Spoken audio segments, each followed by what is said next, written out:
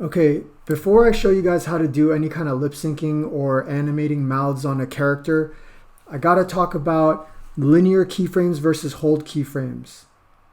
Okay, physically the linear keyframes just look different. Linear keyframes are what we're used to. They're diamond shaped. That's the default type of keyframe. Let me show you guys what the main differences between linear keyframes versus hold keyframes in terms of the animation. I've got a sample animation here of a ball bouncing, and if you look closely, there's 3 keyframes. Okay, start position, end position, and then the middle position is down low, and I altered the curve a little bit so that it's bouncy. Now, the reason why we're seeing all of these extra positions of the bouncing ball is because we're using linear keyframes. So After Effects will interpolate the new position based on these keyframes, meaning it's going to fill in the blanks in between. If I drag select all 3 of these keyframes and right click, get a pop-up menu, and this is one way to switch to hold keyframes. Look carefully at how these diamonds change shape. I right click, switch to hold keyframes. They've now become more square looking, and when I hit play, let me extend the work area a little bit. When I hit play, After Effects is no longer interpolating the position in between these keyframes. Okay, I'm going to hit undo again. And now I'm just going to show you guys what the graph looks like. If we're to look at a graph of linear keyframes, you can see the graph actually looks like a curve. If I select all these keyframes and switch them to hold keyframes, what do you think they're going to look like as a graph? Okay, if I look at a hold keyframe as a graph, it's going to look like a step formation. All right, there's no change in between keyframes, so they look like steps. Okay, what does that have to do with lip syncing? Well, let me bring in the character and I'll show you. I'm going to double click, and I'm bringing in puppet character start. This is a PSD file that I prepared for you guys. You can use it for your puppet character project if you like. Okay, I'm switching to composition, importing a composition so that it retains all the Photoshop layers.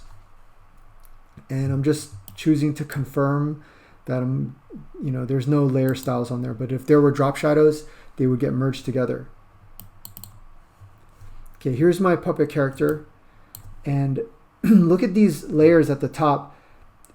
These are all the mouths that I've included in here, but I turned the visibility off of a lot of these mouths because it's not going to make sense to show multiple mouths at the same time. All right, however, I'm going to turn all of these 6 mouths on, and then I hit the letter T to show the opacity attribute. Since I only want one mouth open, let me just turn the opacity of all these mouths to 0 so they all disappear. I'll be using the keyboard command Command Shift A will deselect all. That's really important. Command A selects all. I'm not going to really ever use Command A on a character with this many layers because really no reason to select all layers. But there is a reason to deselect all layers. I've got 6 mouths selected now, but I want to turn the opacity of one mouth on. So Command Shift A, and they'll all get deselected. And let me just turn the opacity of the mouth on so that this is the default mouth. I'm keyframing all of these mouths. So I click on the stopwatch and I just drop a diamond down here. If I use linear keyframes to keyframe the opacity, it's going to be about double the work, double the clicking. Why? Well, if I want to turn this mouth off, I have to first keyframe it at 100%, move 1 frame forward, and then change it to 0 in order to just shut the mouth off at whatever frame I want. Okay, you can't just type in a value of 0 and shut the mouth off, because these are linear keyframes, and After Effects will interpolate the values in between keyframes. When I say interpolate, I mean that it's going to gradually transition from 100 down to 0, and that means all of these frames in between the two keyframes will be showing a gradual change. So if you want something to just quickly shut off and you're using linear keyframes, you're going to have a keyframe for 100% and then 0 right after. So that's annoying, because you got to just create more keyframes. However, if I just select all 6 of these keyframes from the very beginning, right click over them and choose toggle hold keyframe, now if I want to shut off this mouth, all I have to do is just change it to 0. And remember, I just showed you guys the graph. The graph of a hold keyframe is a step formation, and it stays at 100%, and then as soon as After Effects sees that next keyframe, it'll just change the value to 0. And let's say I want to switch to another mouth.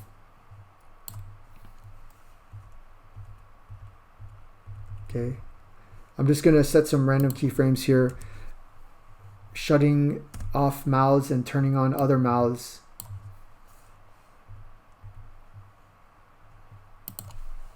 Just so you guys can get an idea of how you might switch mouths for lip syncing.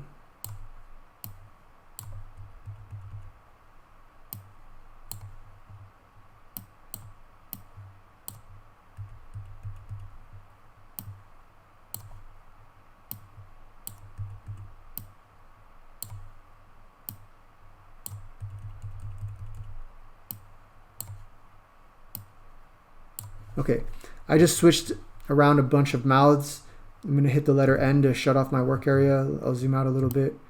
And when I hit play, you'll see that the mouths are just getting switched out, and there's no audio right now, but it looks like he's talking. If you can read lips, maybe you can guess what he's saying. Okay, that's how you efficiently set opacity keyframes when you're switching out mouths. That's how you also do it if you're switching out heads or eyeballs. If you are really into character animation, and then you understand that in Photoshop you need to create different assets, you need to create different facial expressions, and you switch them out and time it with your acting and with your audio. All right, try that out on your own.